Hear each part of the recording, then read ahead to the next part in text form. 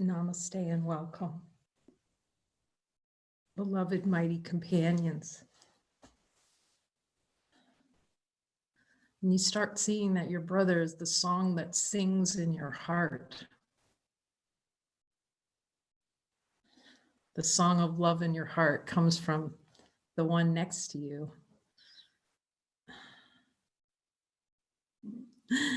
There's this little cartoon, it's not a cartoon, it's the Muppets.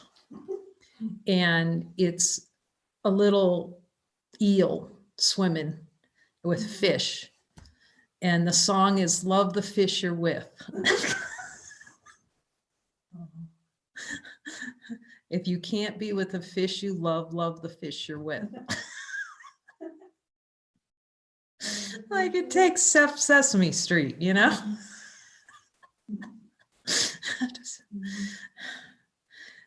Love the one you're with right now, which is to love yourself. That's setting the dial to infinite.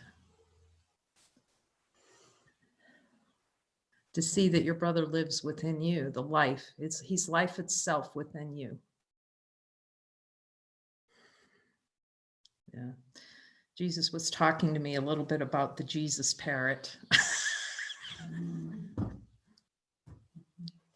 I love how he's retranslating everything, the Jesus parrot. So this is really a time for going very deep and dropping in to the learning and letting them just bloom deeply in the heart.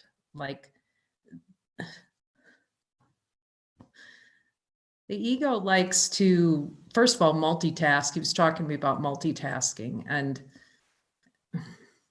see that that's a concept.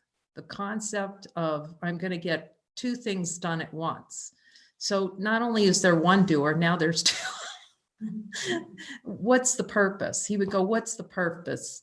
Does the light of infinite being, infinite light, because we can all see infinite, we can recognize it, not with the eyes. It's what before dynamic expression, if you could call it that. You can only use these kinds of words because it's always here. It's not before or after, it's what is. But does it have like a multitasking list in there?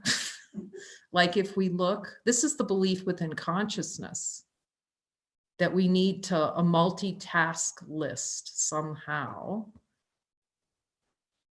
Like we would somehow be limited if we weren't doing two things at once. Meanwhile, consciousness is manifesting an entire world, but that's not enough. So we're going to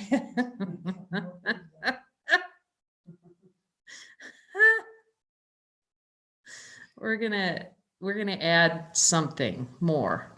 The addition, the play of consciousness to add more. You can start to see the humor in it. If I get two things done, I'll be saved. I'll be double saved. So I don't have to be saved once. I can be saved twice. See that that's a play.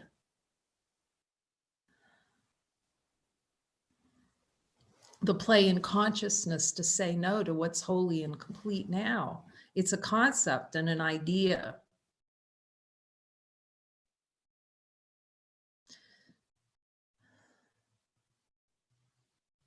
To say no to one. That salvation lies in doing something, multiple things at once. When you're all that is, we're all that is. So really be still and know, I am here, I am God.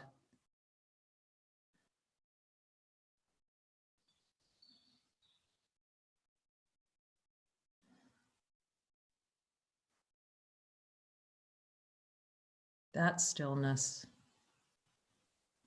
The same thing that wants us to move and not sit still, just to listen to that voice within. I will tell you everything you need to know. How beautiful is that? That's the last thing the ego wants to hear, though.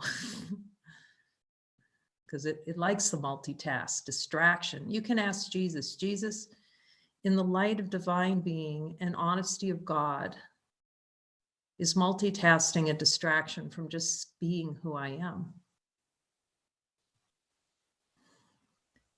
It's doing to deny being infinite.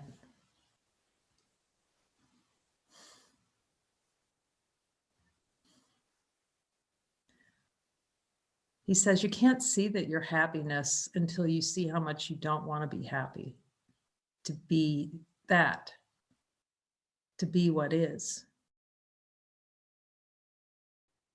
So I asked him, so we do need to look at all these things, yes, to see where happiness is being denied, and to let what he's showing bloom fully in recognition.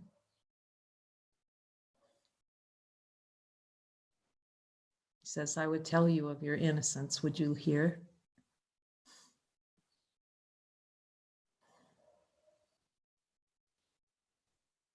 So what he means by Jesus parrot is, so there'll be these light circles or revelation readiness, and you've had other revelations before where something in the course, we can call it detonation. It's just, oh, that's so true, where you feel it inside. And the ego's purpose is to take a revelation and turn it into a concept. So that's its function, to play like everything that we already know is to crystallize it into a concept. And then it seems to come out of the mouth. But there's knowledge. It becomes crystallized into, oh, I know this. Something I know. See, it's never the words. It's always where it comes from.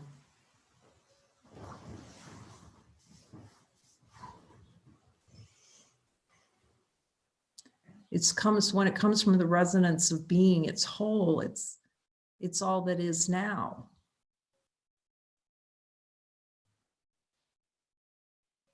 It's full.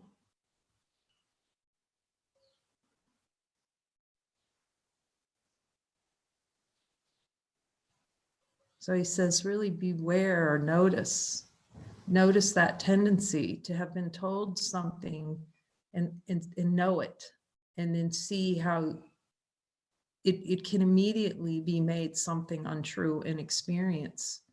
It's like memory tries to grasp it. So that's why I really check in with him. Before speaking, do I say that? Is that a divine, is that coming from as fullness? So we're not parroting. And again, that's why we're not discussing metaphysics with each other, really. We're just focusing on, let's see what's true together. The desire to say no to what's true, to have an experience of no to infinite.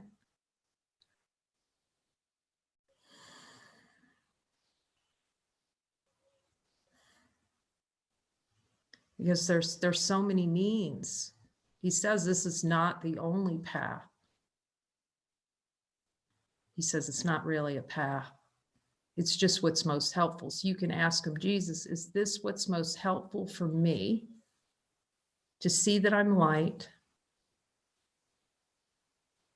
and look with you at the denial of light. Is this what's most helpful for me?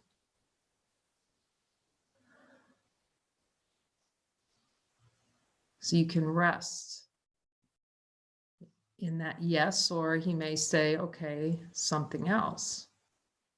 But for me, that helps me just rest with him. That this is the way given for me to see. And he's reminding me, you'll know them by their fruits. the fruits of following the Christ and being that. And then what he's pointing to in lesson 328, I choose the second place to gain the first.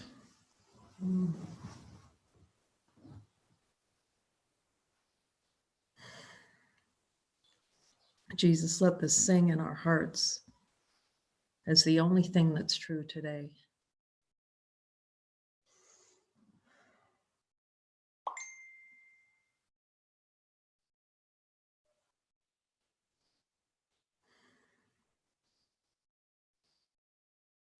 I choose the second place to gain the first. When that like detonates with all the power of heaven in it. It's been a lot here of looking at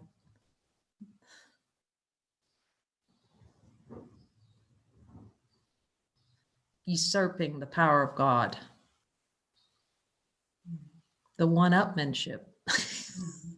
Jesus, do I desire an experience below my level of awareness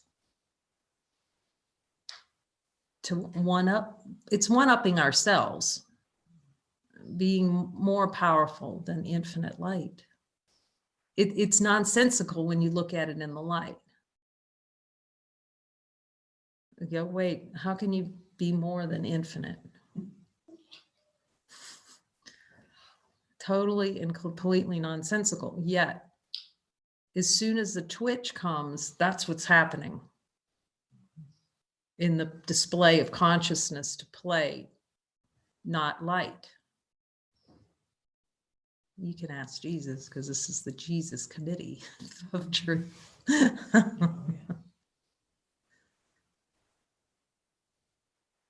That every twitch, I'm checking in, yes. Every twitch is an attempt to usurp the power of God. Because see, the light's not twitching, it's just is.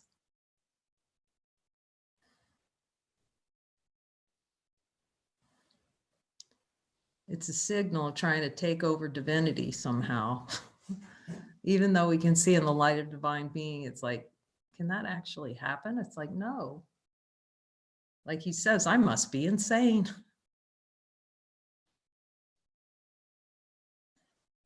Yet when you really look with them, at least the experience here is, Jesus, I really don't want heaven whatsoever in any way, shape, or form.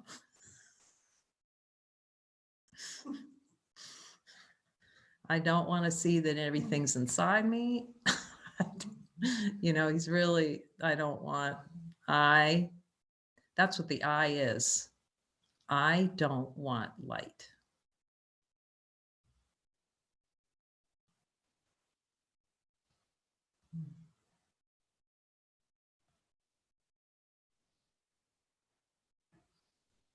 I don't want light. That gets to be simple then. Infinite, everything, and then I don't want that.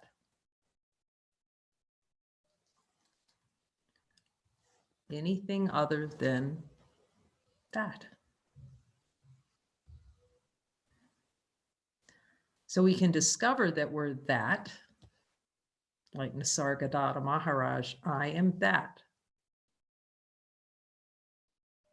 Yet, and we can say, I am that.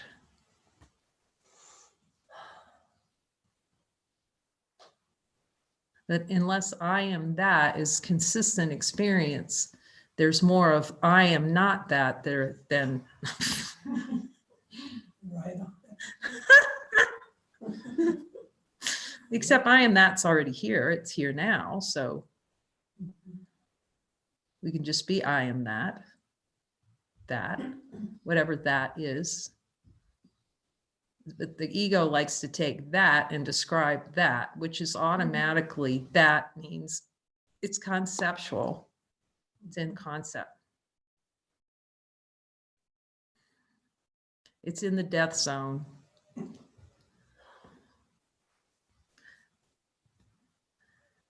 I just asked him, Jesus, all thought death, dead zone.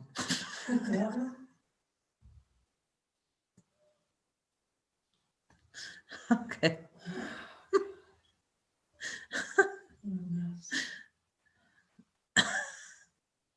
Okay.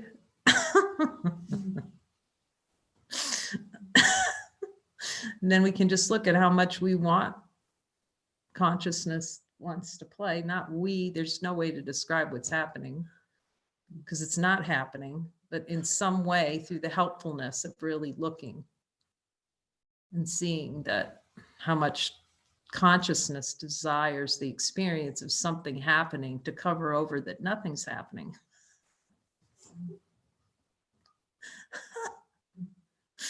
Okay. Okay. Jesus, do I desire an experience of something happening when nothing's actually happening?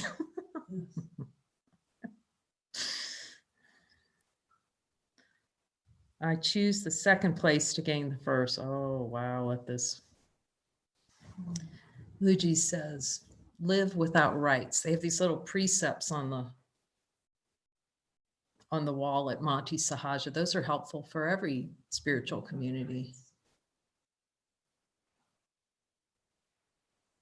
And when you see how much happiness there is in no right, see, that's the whole world is an argument over having the right to usurp the power of God.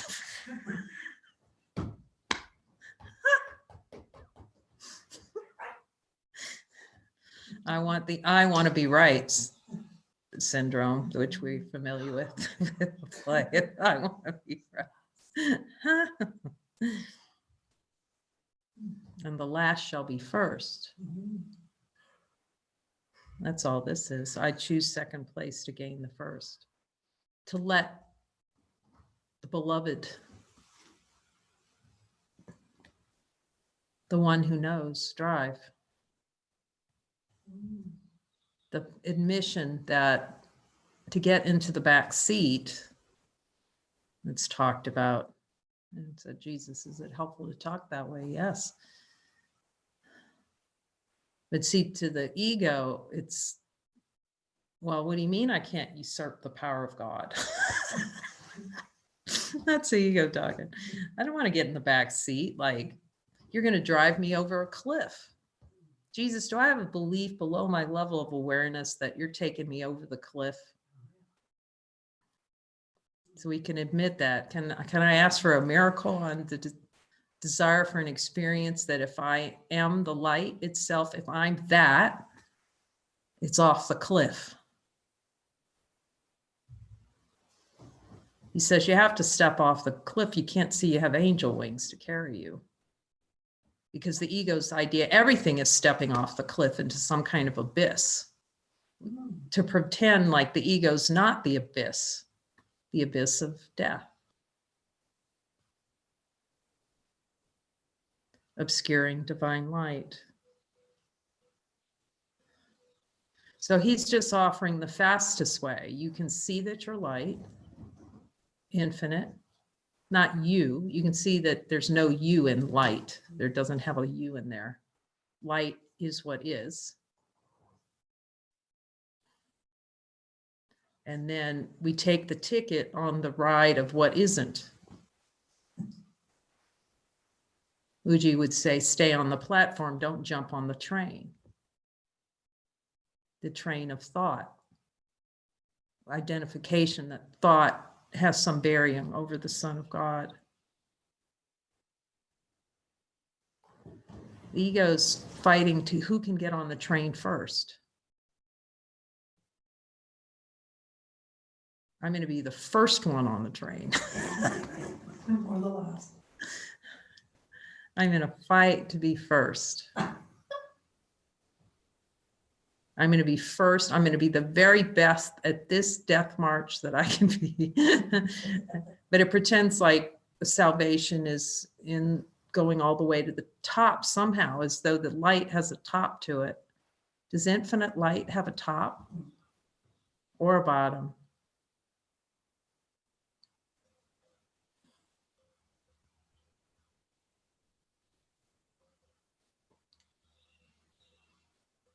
Or a beginning or an end in infinite light of being. So beautiful to look and see that light doesn't have a beginning or an end, because then we have the contrast.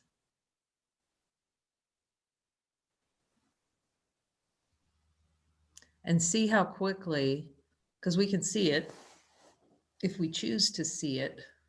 See, the sleeping is choosing not to recognize these plays in consciousness, that consciousness plays in the no. The ego will even agree with what the spirit says. Oh, that's really great. Oh, yeah, that's so right. And it will immediately be closed to the truth. Oh, I know what you're talking about. I know. So it will play like it's going along when it's the very denial, because the light's just here. There's a deeper place. There's a deeper detonation, we can call it, deeper.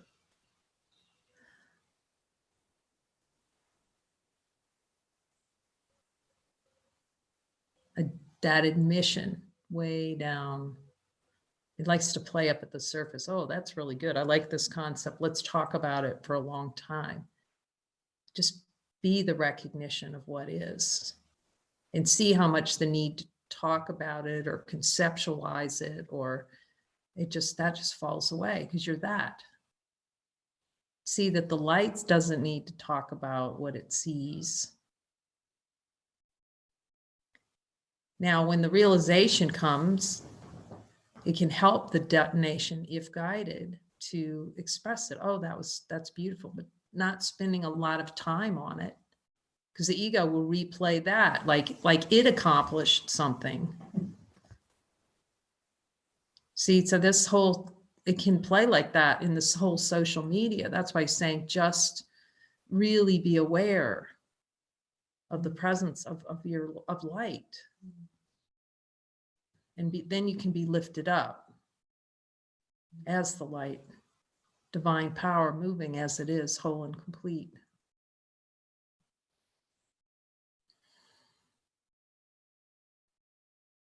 And just let it fully detonate.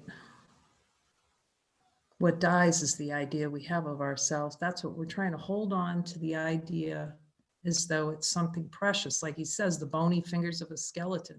He's very graphic. We need that graphic. You can ask him, do I need it to be that clear and that graphic? How many times I'm putting lipstick on a pig? It's a skeleton.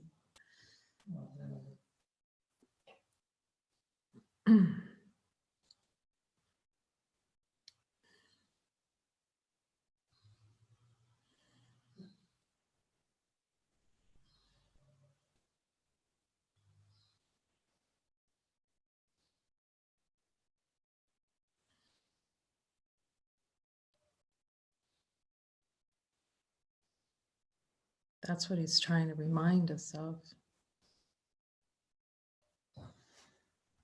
How much we want the skeleton over infinite, unchanging light. How much that push, I'm going to be first. And how much the only way is really stepping back and letting the spirit lead the way. What seems to be the second place is first, for all things we perceive are upside down until we listen to the voice for God. We can ask him, Jesus, will my world feel upside down until I listen to you and follow you?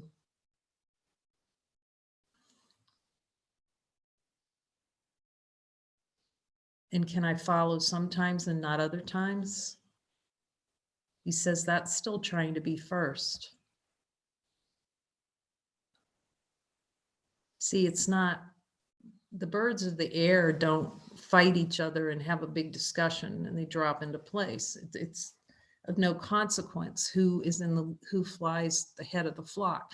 But in the world, we'd have a whole story about it.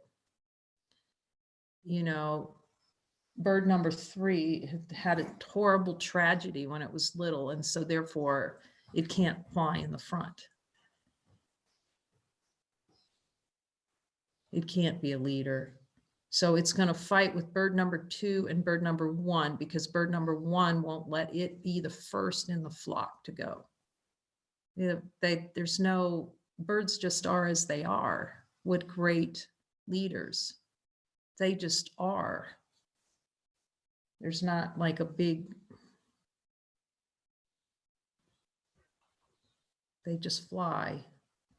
See, we can't fly while we're having the argument about who's first and who's last, and I'm better and greater, and just see how much that actually hurts.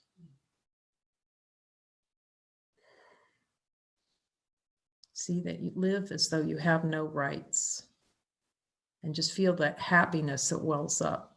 Once the ego goes, what do you mean? And then you go, wait a minute. No rights. What rights does the light have? It's everything. To have a right to something means there's already two, and something has to be one. That's the trick. Freedom. I remember just really, that was so important for a while. And it's a play of consciousness to fight for freedom. The US is free. As soon as you see the fight, look at the words that are used. Fight for freedom.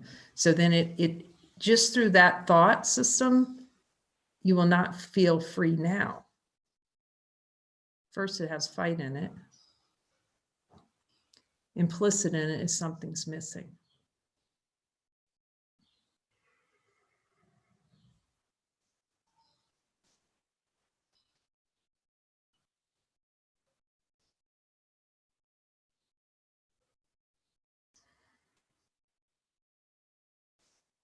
We're fighting to keep false identity. That's all trying to stand out front. It is. It's the fight to keep a false sense of self.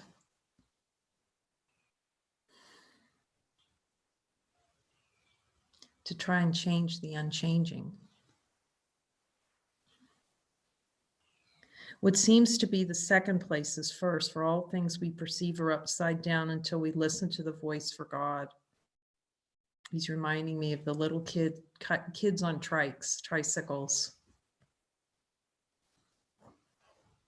He says, when you can follow me with that level of innocence, you'll be very happy.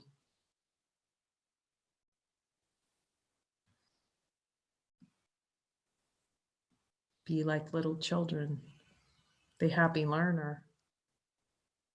It seems that we will gain autonomy, but are striving to be separate. By our striving to be separate, let's ask Jesus, is there a belief below my level of awareness, a desire that my striving, iPad froze.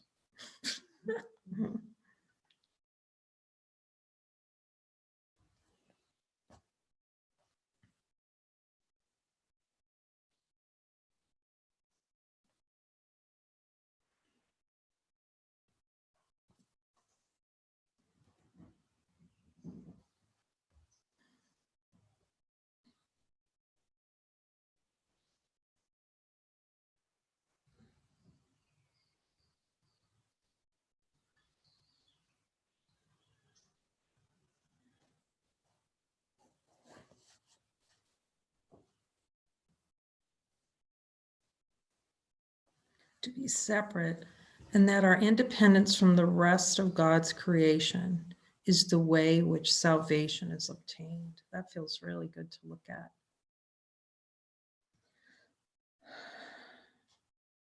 Jesus, is there a desire for an experience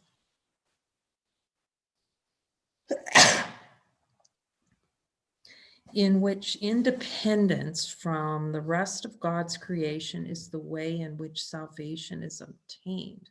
Do I have a desire for an experience that if I'm independent, I can somehow get from God's creation, I can somehow get salvation? Is there a desire underneath my awareness?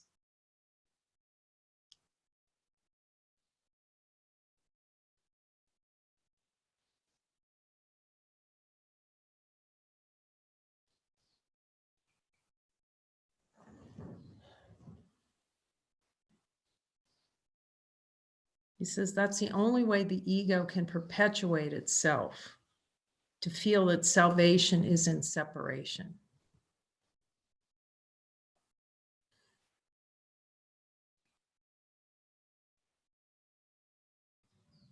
So can we have miracles or anything else to look at?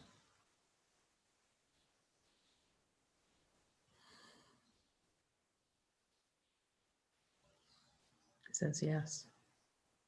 The beauty of miracles when we're working together is we'll know it together when it's time for a miracle.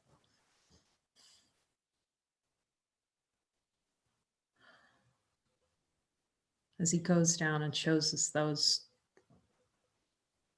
independent streaks in there, wanting to have a life independent from God, that's really death. Yet we find all we find is sickness, suffering, loss, and death. So let's ask him to show us. Jesus, will you show me all the sickness, suffering, loss, and death involved with the belief that being separate from God's creation can get salvation?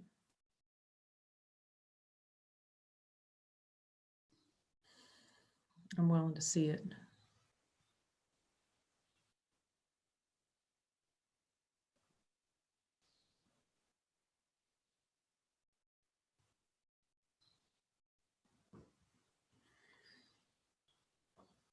Or without fully seeing this, yes, he's saying, without fully seeing this, you'll keep the belief that salvation lies in sickness, suffering, loss, and death.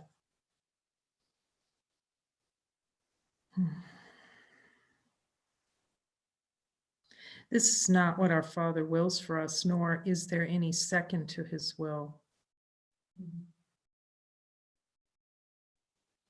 To join with his is but to find our own, and since our will is his, it is to him that we must go to recognize our will. You see how we must stand before the Father and go to him. The prodigal son must go back to the Father, but he's making up all kinds of stories why the Father won't accept him back. He wants to go out in the world and experience. He's a desire for an experience of poverty through arrogance and hunger.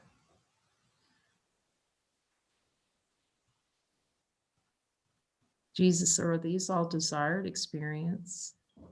He says, if you're not in perfect peace, you're in poverty. Poverty of spirit, he says. There's a beautiful chapter on divine providence. And I was asking Jesus, well, do you have to give up all your money? Do you? See, who's asking that question, first of all? But it's the way it begins. So, because the ego's immediately going, okay, you're going to make me give up. He's just saying, follow my guidance. I'll tell you what's most helpful. That may be part of it. He said, it's the poverty of spirit is of greatest concern. Now, you see, the ego's already looking for what's going to happen in the future to terrorize itself. See that money's an object, just like all objects, in which you use to deprive yourself infinite light, the infinite one, infinite recognition. He says, give your mind to me. Give all that you are to me. You'll see that those things don't matter at all. See, it's a play in consciousness to be a poor sadhu or have nothing. There can be pride in having nothing too.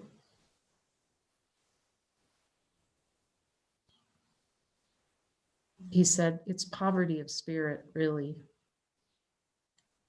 And maybe what's most helpful, so you can see that you're cared for, lilies of the field. Give no care for toiling. They're not tilling the soil underneath themselves. So he says, they're not tilling the soil underneath themselves.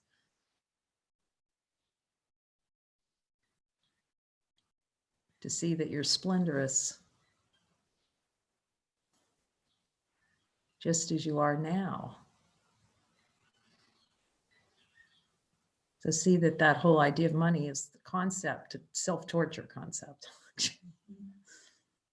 usurping the power of God. There's a lot of pride sometimes in, having no money. I have no money. I can, it's still an I in there. You can give up all your money and keep an I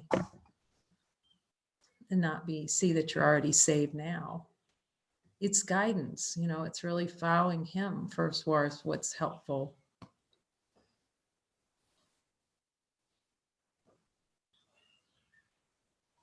He said, maybe given for you to use money. It's always given for you to use money on my behalf, on the behalf of the whole.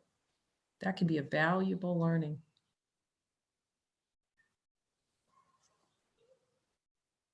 But just follow me. And if that means sign away everything you own, then sign away everything you own.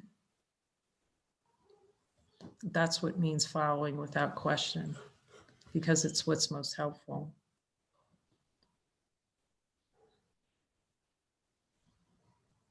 He says, don't make it a god over yourself, money.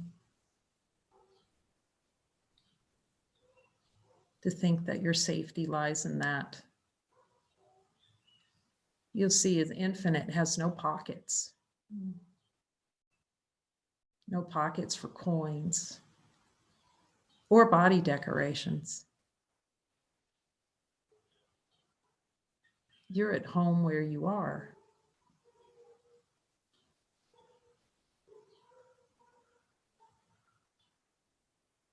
Home is where I am. Yet all we find is sickness, suffering, loss, and death. This is not what our Father wills for us, nor is there any second to his will. See, when we try to be first, we are being second, but not in a good way. We're making ourselves second to all that God gave us. We become paupers to divinity, paupers, having everything given of the Father, and then we're so poor of spirit, stripped of life. We strip ourselves of life. Jesus, do I desire an experience in which I've stripped myself of all that the Father has given me? Okay, there's a place to start. Where usurping the power of God is of more value to me than supreme happiness. Do I have a desire for that experience? And then you can just work with them until he says, and you ask him, Jesus, do I have a desire to usurp the power of God anymore? And you can honestly hear him say, no. And until that time, you just go with him. Because as long as there's that, he knows where those things are, that usurping.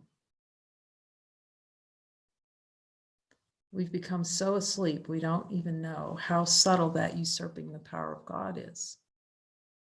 We're so used to it. We think it's natural. He says, that's not natural to you. Jesus, do I need your voice to help me see what's not natural to me that I've been doing? Unequivocally. And you can't see it until you go into the back seat and you follow him. It'll help break the front seat habit. It's like in a car with somebody and you just you want to cover your eyes because you just know they're a bad driver, but they're going to insist on driving no matter what. But they don't see it. I'm a good driver. They're like, I am the best driver in the world. I drive really well, just right as they're just about to skim that car. We don't know how bad drivers we are, really. Jesus, am I not so good of a driver? And hear that, yes. He says, you are driving into brick walls all the time. That's all he's trying to do is save the brick walls. Maybe you could do without a few, he suggests. He has a good sense of humor. Jesus, would you help save me from slamming into brick walls? He says it's my only function, really. The Holy Spirit's function is to make it painless to wake up. Jesus, do I have a desire to make it as painful as possible to wake up? Just listen to what he says. Am I committed, absolutely committed? Let's see where the commitment lies. Am I absolutely committed to make it as hard on myself to wake up as possible? That's the ego's play, to make it as difficult as possible. Long Shot. The movie Long Shot. What a title. That's the whole story. The whole story is to make it a long shot, not to have a relationship with another being, but to have a relationship with God. It's a long shot. Meaning difficult to achieve, almost impossible. 1 in a million chance. So here's divinity, infinite light, 100% probability. Like there's not even a chance that it can't be light. See, in the light of divine being, is there any chance in there that light's not here? Like none. Yet the play of the ego is to make it seem like it's a long shot to be one with God. Like only a few special ones. So it's going to miscreate 9 billion beings walking the earth seemingly asleep. So that feels natural.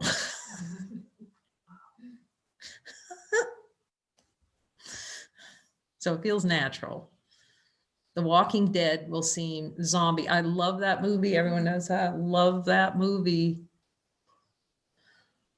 That zombie movie. Warm Body. That is such a good movie, The Walking Dead, because the opening scene, he's walking around like a zombie, but all the thoughts are of the world that everyone has. Not everyone, but the way consciousness plays. So we're actually the zombies. Now we're making movies about the dead people when the Walking Dead are walking, like Jesus said, let the dead bury their dead. He wasn't kidding.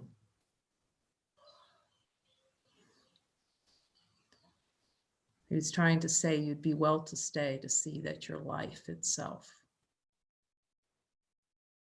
The only way we can ask him, Jesus, the only way that I can see that I'm life itself is to go into the back seat and let you drive. Just feel the tension. If any tension comes up on one, that whole thought, that's the play in consciousness, to want to keep power in play. The power, the false one in play, is the one that's fighting not to go in the back seat. That's the one that's fighting to keep personal identity. The one that doesn't want to join. This is not what our Father wills for us, nor is there any second to his will. To join with his is but to find our own. And since our will is his, it is to him that we must go to recognize our will. Father, must I go to you to recognize your will? By placing my head at the feet of my brother. What a scene that is. What a scene that is, Jesus washing the feet of his brother.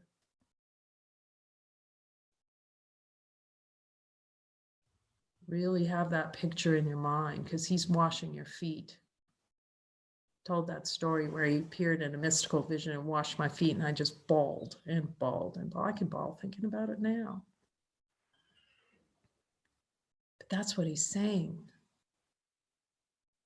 Ye shall be first. Ye shall be first. When you go forth and carry the light of God with you, you're anointed. It's an anointing. You're already that. You don't need my blessing to be that, but I will give it, since you're not sure you want to see that you have my blessing. So I anoint all of your feet to go forth and speak my words as I give them to you.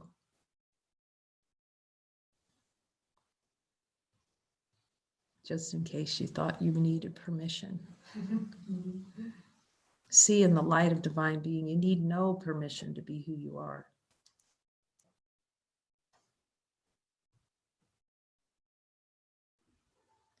There is no will but yours, and I am glad that nothing I imagine contradicts what you would have me be.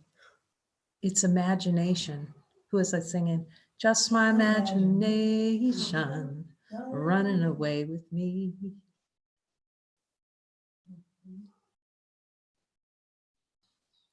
Jesus, is this whole thing a play of imagination? Let that answer detonate. And the only thing then you'll want to do is be looking with them nonstop when you see it's just imagination. Well, you may need to see it a couple of times, he says, because it just seems so improbable, the long shot, that the world, that we are powerful enough to miscreate an entire world. There's no will but yours, and I'm glad that nothing I imagine contradicts what you would have me be.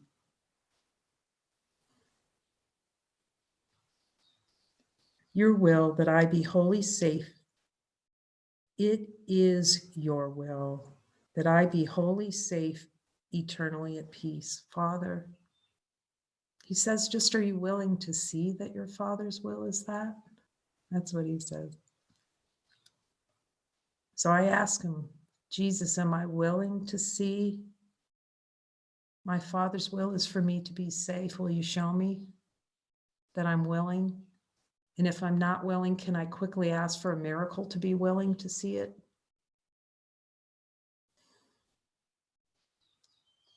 As he says in a new covenant, when you see how willing you truly are, you will weep.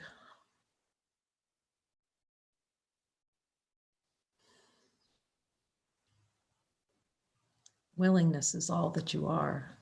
Ongoing, infinite willingness. And you see what that means. Accepting the power of divinity within. That's what willingness is. It is your will that I be wholly safe, eternally at peace. And happily I share that will with you. That will which you, my Father, gave as part of me. Is your will part of me, Father? He says, are you willing to see it? You can see that now. You are the will of the Father. That's what I realized. You are the will of the Father.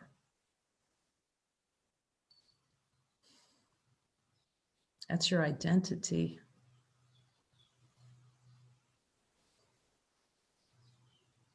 The sameness with the will of the Father. See in the light of divine being, it simply can't be another way.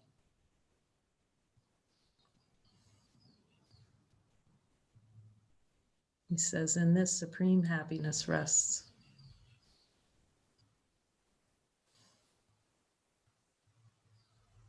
Amen.